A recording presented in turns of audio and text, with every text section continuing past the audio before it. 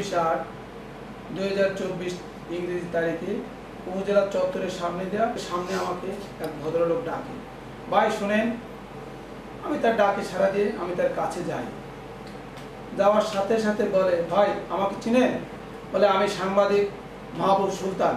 সে বলে, ভাই আপনি তো অনেক বড় ব্যবসা করেন, অনেক বাড়ি গাড়ির মালিক। আমি বলি, ঠিক আছে ভাই, বলেন কি বলবেন। মাহবুব সুলতান সাংবাদিক বলেন, আপনি সরকারি রাস্তার উপর 6 তলা ভবন করেছেন, আমাকে 10 লক্ষ টাকা দিতে হবে। আমি কিছু না বলে তাকে আমি বলি, কেন ভাই?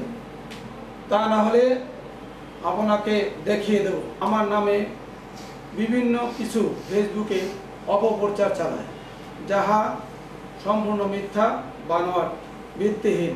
চাঁদা না পেয়ে তিনি আমার বিরুদ্ধে ভিত্তিহীন অপপ্রচার চালিয়ে আমার ব্যবসার সুনাম এবং আমার আত্মসম্মান ক্ষুণ্ণ করেছেন।